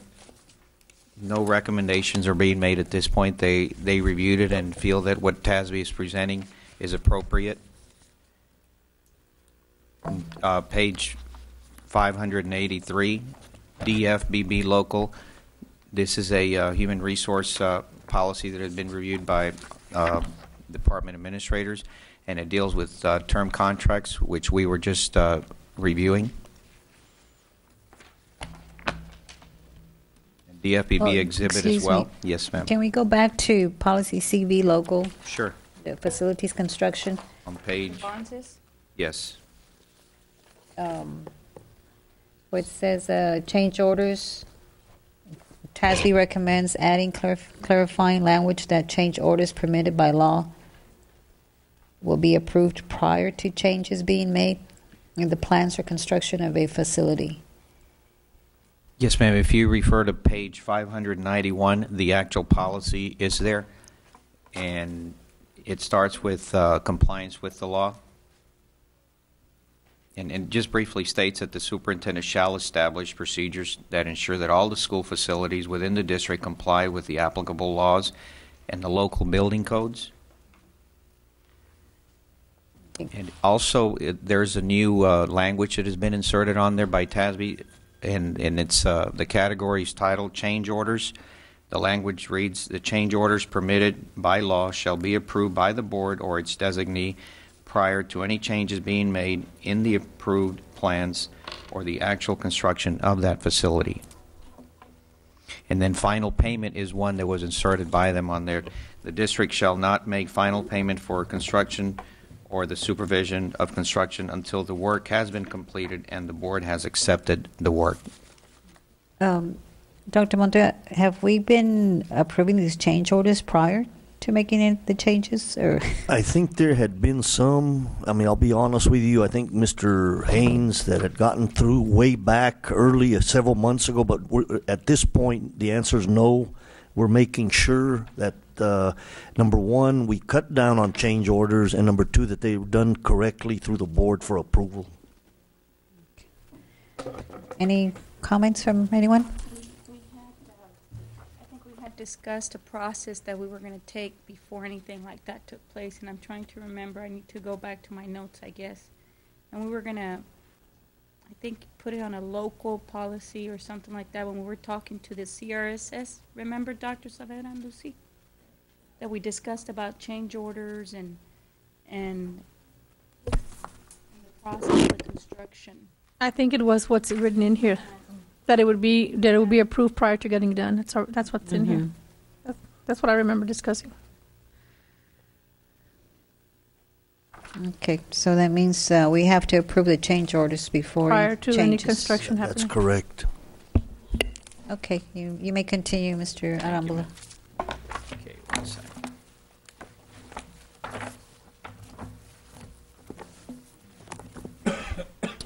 Okay, on page 593, the term contracts non-renewal, TASB is adding on number 10, reduction in force because of a program change, and they refer policy DFF on that. So it changes the numbering system on there. So we have now, instead of 18, we have 19 categories under reasons. And on the following page, it goes up to page 36 because on number 32 they inserted suspension of UIL privileges or probation imposed by UIL.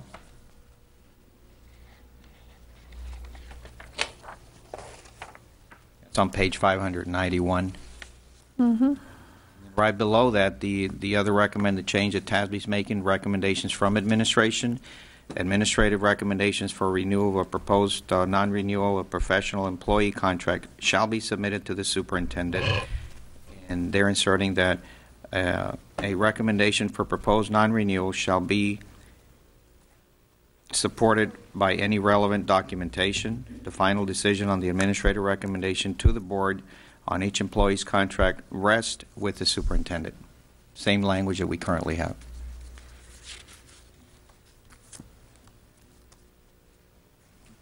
Page 595, the notice of proposed non-renewal, they're inserting that after the board votes to propose non-renewal, the superintendent or the designee shall deliver written notice of proposed non-renewal in accordance with the law. So the board is now included in there for voting to propose non-renewal on this. The next category is request to the hearing examiner. The title was only changed. The language content still remains. The last category on page 595, a request to the board, was also a category that was changed, but they inserted, if the board has chosen to conduct the non-renewal hearing rather than use, that is proposed to be deleted. An independent hearing examiner will not conduct the non-renewal hearing. The employee desires, if the employee desires a hearing.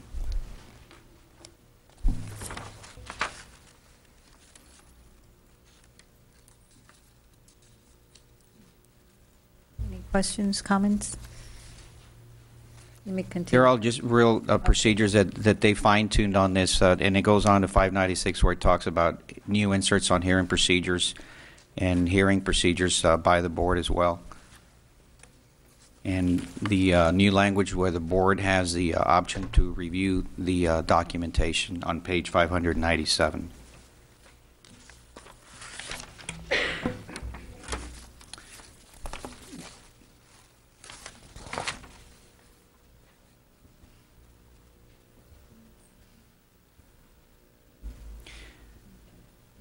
I don't know if this is the place, if I may, but when we're talking about hearings and classified and certified are two different, am I correct? What do we have for classified? As far as, do they both run under the same premise or not? We were looking at, was it discussed at one time by the board, looking at giving them the same opportunity? Where do we stand with that? Because I know it's been a while that question has been brought up, but is anything reduced to writing? Process. Yeah, the due process. The question was the due process. Is it equal? I know we're changing it because it wasn't. Where do we stand there? Because I've asked for a copy and I don't remember getting one. Okay. So this is why I'm asking now. I think we go ahead. Dr. Montoya, members of the board, the one thing that we've been actually working on has been a progressive discipline regulation by the district, and that was one of the things early on that we said we'd be working internally. In fact, this next meeting that we have with even our associations, we have a draft to share so that we can start looking at the different steps and the different criteria. But a hearing is the people that are contractual have a process for hearings. Right. And our classified staff doesn't have that. Yeah, and this is why I thought of it, because it just came to me, and I was wondering, we are working on that other one. Yes, but it is an administrative regulation that Dr. Montoya, is going to be working with the different groups to look at. So, because how long has it been now that we've been working on that? The first time it came to us, or at least to us, was I think September or October. So it was not something. But I don't know about the past. Yeah, it was. I can't speak for. But we will be visiting, in fairness to all employees, to look at those rights and approaches and everything. Okay, so if we can get something sometime, because I know you picked up where somebody else left off. Well, there was zero, so yeah, I think at this point it's been for us prioritizing the different areas and making sure. I think one of the safeguards, unfortunately, for you all, at least at the board level, is that you really only get them at this point if they're challenging a termination. So what we have done, running what we felt was a priority, was to make sure that we strengthen what we have in terms of terminations, which we really haven't had any, is to make sure that we have our administrators that are working with their employees in the different areas and making sure different thresholds have been met before they even bring forth the termination. So that would hopefully eliminate even a need for us to vet out an extreme process for progressive discipline. At this point, there are different steps. In fact, we've even ordered some handbooks on progressive discipline of all employees that we're going through right now. So for us right now is, again, we addressed it, making sure that the adverse action has been tempered and it has been streamlined so that they know what's expected, and that's administratively for their employees. So we're not having the numbers that you used to have in prior years. So I think we've made we've made big strides in that already. And who's getting these handbooks? These are our handbooks that we're getting. But are we issuing them out to our administrators, or? Well, that we're talking about, these are suggestive guides that we have to break down into into a training into a regulation that we can share with our different employee groups. Once we all say, okay, this is something that we definitely can all support, then we're going to move forward. But I think one of the comments that was made by Tom was there's been one grievance filed at the campus level or the departmental level, for our classified staff, at this point. So we feel we've been very successful in working together to work these things out. But we still, and as a matter of fact, this last meeting we said next meeting, it's one of our items to start reviewing again, so we can just make sure it's part of our handbook for the next year. Okay. So. Thank you. Sorry, long explanation, but. No problem. Thank you. Continue. Hey, Madam Chair, the next one is miscellaneous policies on page 619 and respectively 621. These were policies that Ms. Monfile and I and the folks at TASB got together on to review, and basically the district shall permit a student who meets the criteria detailed in the grading guidelines, and it creates a reasonable opportunity to redo an assignment or retake a test for which the student received a failing grade.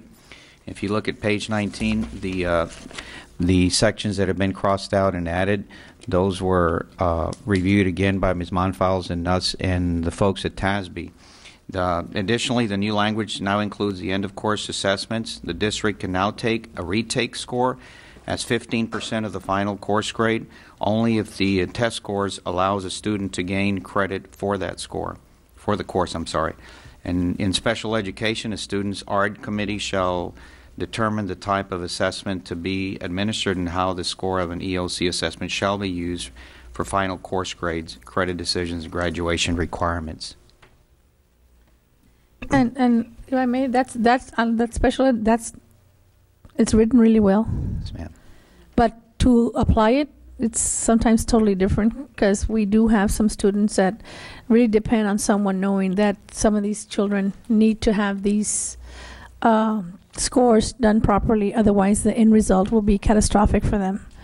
And I hate to say this, but it's all in the training of the teacher, because everyone is different. Every child is different. Every student is different. And unfortunately, sometimes we have educators that have a cookie cutter mentality for their students. They're rare, but they exist.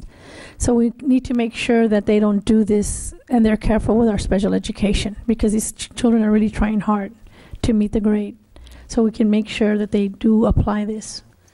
Just a quick update on the 15% of the student's final grade. The commissioner in Austin ruled about a week and a half ago that they'll postpone that for districts across Texas for 1 year. So just that's a little piece of information. And the final policy on the Update 91 miscellaneous policies is EIAB local, also curriculum policy. TASB recommends that EIAB local be rescinded because the provisions would be more appropriately addressed in the district's grading guidelines in the student handbook. So they're basically proposing that it's better to eliminate this policy and have it in the grading guidelines, and it can also be reflected in the student handbook. In addition to that, it also says that the district can also opt to put a regulation policy, if need be, on that.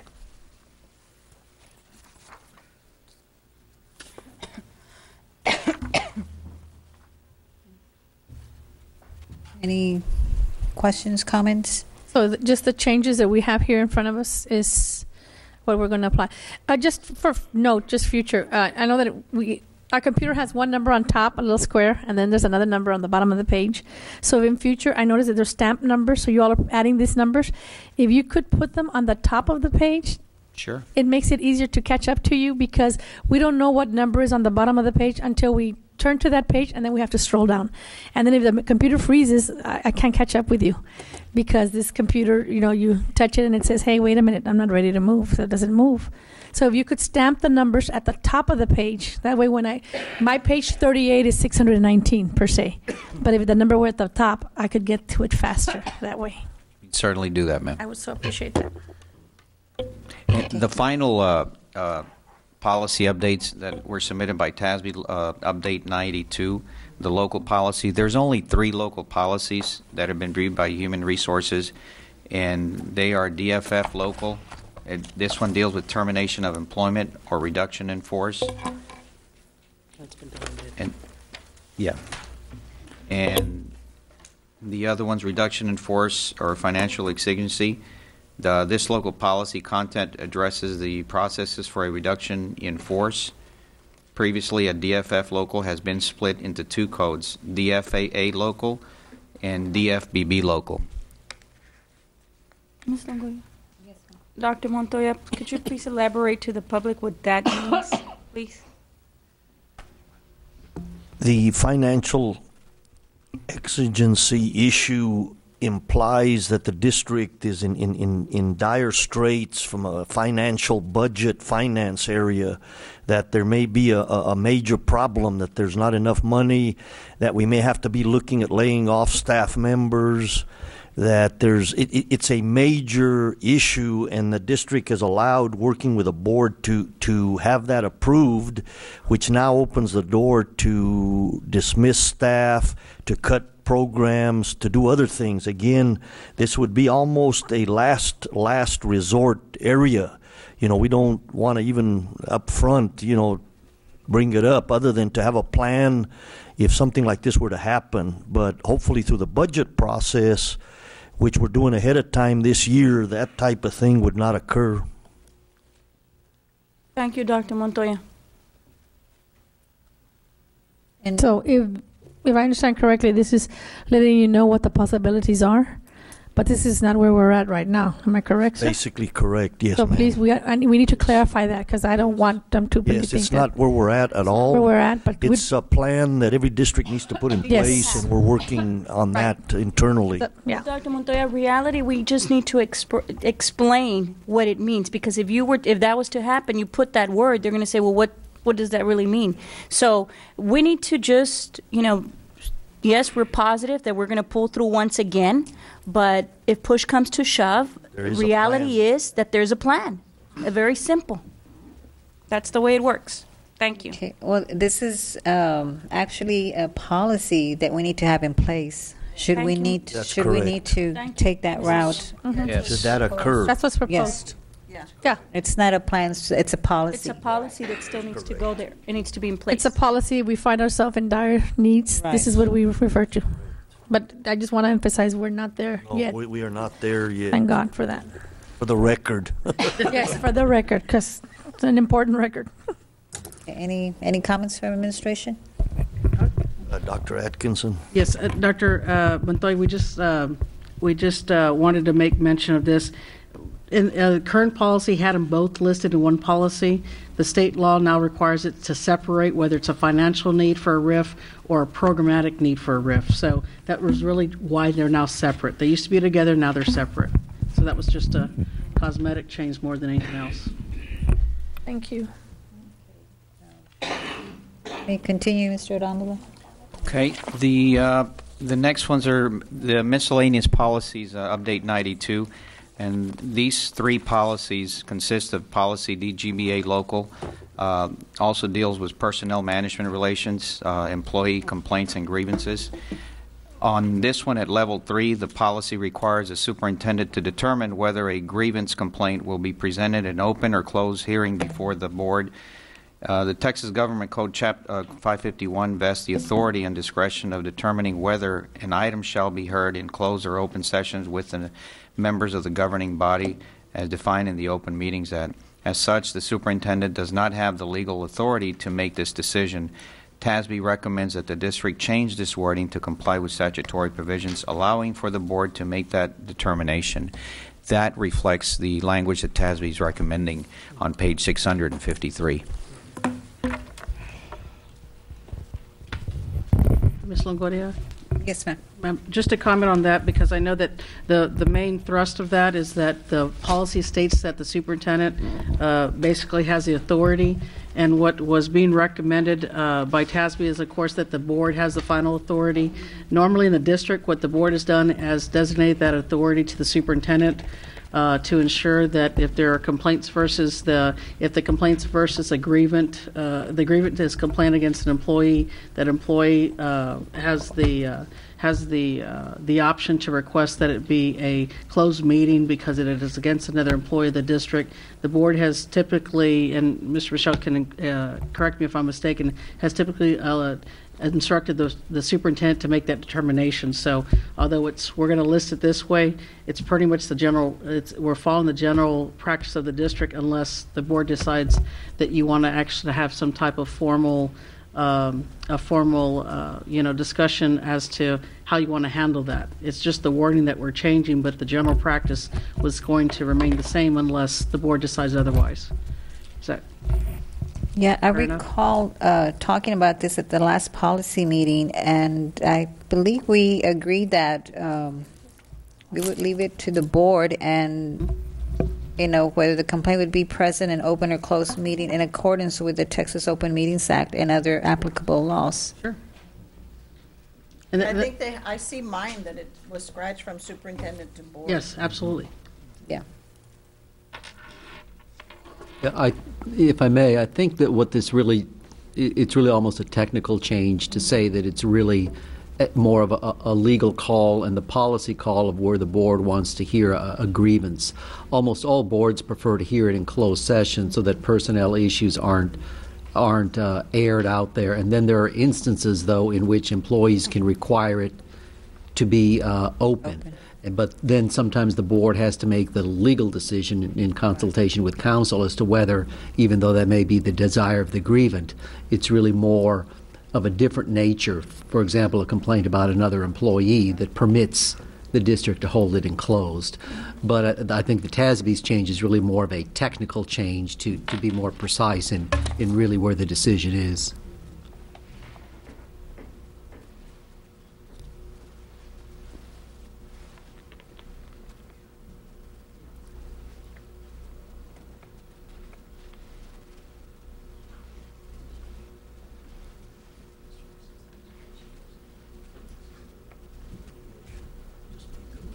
Record, just a quick interruption. At Veterans, they're in a lockdown at this point with the extra kids after school, shots being fired in the area. The police en masse are over there. So we'll get more information later. Ms. Longoria. We're almost done. Thank you, Dr. Montoya. Yes, Madam Chair, we're almost done here. The second to the last policy, FDA local. On page 660, you will see the reflected changes on there. At transfer of revocation, current policy allows for the revocation of a transfer agreement if the transfer student does not follow all the rules and regulations of the district. TEA recently released correspondence advising districts that under Texas Education Code 25.036 can be revoked mid-year only for the non-payment of tuition. According to TEA, with regard to other issues that may arise during the applicable school year, such as unsatisfactory grades or disciplinary infractions, transfer students are subject to the same consequences as the district's other students. That language is reflected on page 660. And this is in accordance with Texas Education Code 25036.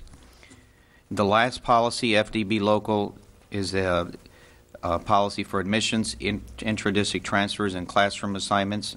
All the students now take an assessment that's appropriate to their instruction, and all are expected to be prepared and pass both. Both Sharon Moore and Minnie Samara would like to recommend that the statement under the first criteria be deleted, as it does not apply to special education students. Region 1 is in agreement, as they think it may be reverse discrimination since all students are tested appropriate to their instruction. What page is that on, please? Page 661. What's in the back?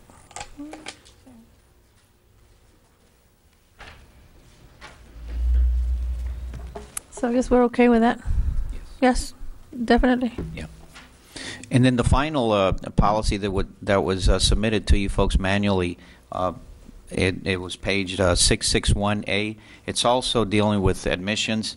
And I met with Ms. Minnie Zamora, the department administrator for pupil services, and the only recommendations that I shared with some of you folks earlier on that was that the name used to be admissions and attendance department, and we are changing it to reflect what it currently looks at is being called now pupil services. Yeah, that makes sense. And that concludes the policy presentation. Okay, any questions or comments? Thank you for your time and effort in this. And we go now to item number 7, public input regarding items reviewed and discussed. Miscellaneous policies, right? Number 6, no, number 6. Okay. Go ahead, Ms. Graves. Yes, my name is Mrs. Graves. I just noted a couple of items. One was when you were talking about the per diem expenses being reimbursed to the board members. Why don't you go with the IRS code? And it's all laid out.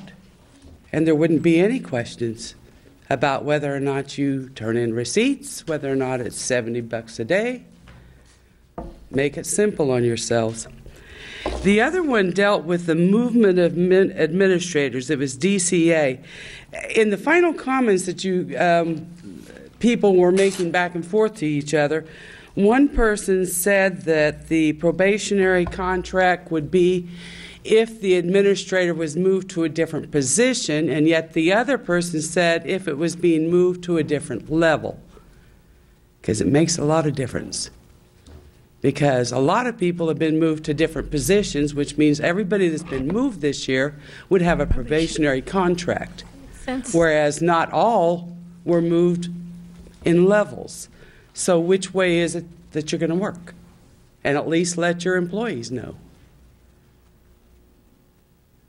Is it by position Position/levels. or level? You can do it Promotions. basically position/level. Position. No, because that could possibly mean people being taken down No, we from were one talking level to about another. promotions. Am I correct? That's promoting. Positions. We're talking about promotion only, not Policy was promotion. promotion. Was it? Motion. Yes, not for being moved to another position.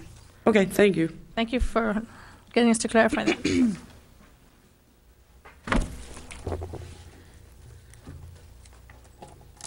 Well, Mr. Hammes. Good evening, Ms. Longoria. How you doing? Dr. Montoya, ladies of the board. Patrick Hammes speaking on behalf of the Association of Brownsville Educators. First of all, I would like to say that we fully support the administrative recommendation on the employee transition days. We have, and Dr. Atkins is aware, as she said earlier, there are several cases where people don't have sick days, are not eligible for the sick bank, and are suffering catastrophic illnesses. The only thing that we would like you to maybe consider on this is on the endpoint, instead of maxing at 30 days, looking at maxing it at 45 days. If you have a catastrophic illness, if you're going up for major cancer surgery and you get called back for maybe more cancer surgery, and then you have radiation and you have chemo and all these other, well, I'm going to call it terrible cures, because sometimes the cure is almost as bad as the disease. That 30 days can go in a hurry. Okay, and if these people don't have any days, then they are losing quite a bit. Other than that, we think it's a fantastic recommendation by administration. On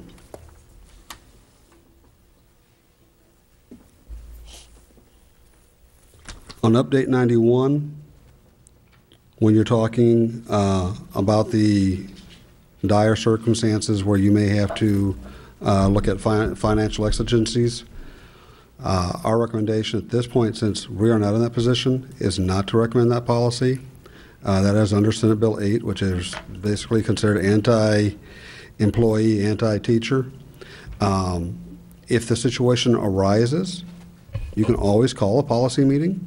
You can always put it into policy because of the emergency situation and then follow through with it. But up until this point, if we don't have the problem, why not keep the current policy? It is up to the local school board to determine that. Yes, it is a TASB recommendation. You don't have to follow it. It is a local school board decision, and we would recommend that you don't. Now, again, if the situation arises, you think we need to, that the economic situation is dire, then again, emergency policy meeting, like you're doing right now, take it to the next board meeting, and put it in. You can do that. In that kind of type of a situation, we may not like it, but we would probably support it in that case. Under due process, okay, let's talk about due process a little bit. We do have a good working relationship with administration, and we are also happy that grievances are down. But administrative guidelines is not the same thing as policy. And we have been asking for a very, very, very long time for due process for classified, just like certified. We believe they should be afforded the same rights, the same privileges as your certified workers. And where we have the good relationship, we much, much, much would rather see this placed into policy. It's a fairness issue. We have said this to previous administrations, we have said it to this administration, and we have said it to board members, previous board members, and current board members. On the grievance policy, I don't think I fully understood. It is, if I'm understanding correctly, it is now going to be a board decision if a meeting can be held in an open forum. Is that correct? Or not an open forum, but in public audience? Or a public hearing? Whichever the correct term may be. Answer that. Dr. Atkinson, go ahead. Thank you, Dr. Montoya. Ms. Longoria, it's going to be at the board's discretion whether the level 3 hearings will be heard in executive session or they're eligible to be heard in open session. To the chair, through the chair to administration, if I may. Yes, sir. Thank you, ma'am. To Dr. Atkinson, if I may. Is there an appeal process to the employee if the board decides this, or is that finite? That's it. Go ahead. Dr. Atkinson. And Mr. Michelle can also vouch for this, but there is no appeal process. The board's decision is final. I mean, the only thing that I would add is that the ability to have it in open, there's really no requirement to have it in closed. That the discretionary requirement is whether you can have it in closed. So the issue would be almost always if the employee wanted it in open, and there the discretion is going to be tempered by what the Open Meetings Act permits. And so it's really going to be a continuation. There's been no major change in that law at all. I think this really just reflects the fact that it is a board decision policy, even though it's made on individual bases rather than the superintendent's. Thank you, sir. Then through the chair to administration, if I may. Yes, sir. Dr. Montoya, have we had a problem in violation of employed employees' rights by having public meetings? No, not that I'm aware of. Okay. No. Thank you, sir. Okay. The last thing, and this is on the receipts, and it may be illegal. I would ask you to reconsider. If I understood it correctly, and again, maybe I didn't because I came in roughly in the middle of that part of the conversation. If you're allowed a per diem, and since I heard two numbers, I heard $75 and $135, I'm going to use my own number. I'm going to use $100. It's just a little easier. And you don't submit receipts, then whether you spent up to the $100 or not, you get reimbursed for all that. That may not pass a sniff test, if I understand that correctly. You can do it. It can be legal, but then people are going to think, are they going to use all the money, or are they going to just take that money, whether it's used, not used, and still keep it for themselves? So you might want to consider how that's going to play out in the public. Okay, receipts do protect you. That's all I have to say. Thank you very much. It was a very good meeting. Just again, and everybody's familiar with this, all of these recommendations are from TASB.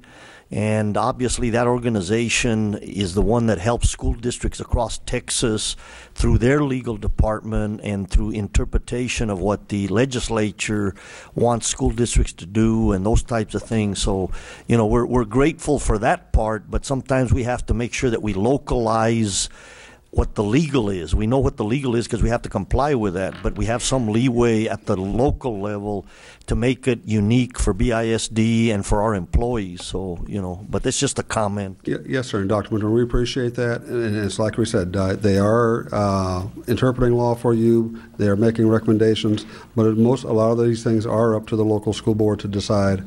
We're hoping that after the next elections, that maybe some of their guidelines will change again, as will the legislature. Thank you. Mr. Hammes. Yes, ma'am. On a little clarification on the board reimbursement. Yes, ma'am. The policy does state that if we get a per diem of $75 and we spent more than $75, then we are required to bring receipts and also get board approval. But my question, Ms. Longotti, would be, okay, you have up to the $75 in, because I wasn't sure if that was the number or the other number. That's why I used the $100 as an example. Okay, let's say you attend a conference and you only spend $50 that day. Then the other $25 you get to keep, or do you have to resubmit? Without receipts, how does one know? Yeah, that's a good question. Well, the policy here is, let me read it to you. And this is legal policy. Yes, ma'am. It says reimbursement of travel expenses for board members is not illegal if the reimbursement is determined to be necessary in the conduct of the school. If necessary in the conduct of the school and to serve a proper public purpose. Right, but that doesn't really answer the question, though. Again, you're allocated. Let's say you're $75. You've gone to a conference. You're doing the business of the district. Okay, let's say for that day, for whatever reason, you only spend $50. Okay, based upon what I'm hearing, if I'm understanding correctly, you get to keep the other $25. Okay, you're not having to resubmit it or turn it back in because you didn't spend it. Yeah, that's what it appears like. And that's where, again, I'm sure it's legal. I'm not, there is no doubt on my part that it's legal. Doesn't make it right. No, just and it also as you Dr. Atkinson mentioned, That's when it's broken up, like $7 for breakfast, 15 for lunch. Your per diem. Yeah, and 17 or 15 for dinner. We would just get whether we ate lunch and dinner or breakfast and dinner. Correct, ma'am. Okay, and I understand the per diem. We have similar policies with the association, not quite as high, because in other words, he wants proof. Show me you spend the money. Well, no. That's what you're saying, which is all due respect, and I understand that. He wants to say, well, if you only, let's say, which we don't, if you only ate $50 worth of food that day, and they gave you 70, it's not 75, we get 70, and you only ate $60, then you're going to be $10 up. You need to show proof that you use that $10 or return the $10. That's exactly what you're saying, which I totally understand. What I'm saying again, and I'm not, we won't put it on to me. But I mean the public wants to know. The community wants to know. Otherwise, it does look like. Yes, I hear what you're saying. Okay. Yes, your point's very well taken. Okay. And unfortunately, 9 out of 10 times, well, 99.9, if we can eat with less money, we would. No. And you know that. Yes, we understand the per diems fully. But that, again, public perception is very important. Right. Okay, and you want to make sure that by all means you protected yourself for all public perceptions. That's all we're saying. Your points are well taken, sir. Thank you, ma'am. Okay. Dr. Montoya? Just a quick update. Everybody's safe at Veterans. It looked like it was a gun battle on the other side of the fence in Mexico. There was a gun battle going on, and so they could hear rounds. But all the kids are safe. Everything's safe. And we have extra units out there. Do we have a wall that's right in front of it? Oh, the only just to the side, because the riverbed is right across. It's the wall, but it's not a solid wall that's there at all. They use high power weapons over there. They're not messing around with little small calibers. There's any more comments? Then this meeting is adjourned. Thank you. Good night, everyone.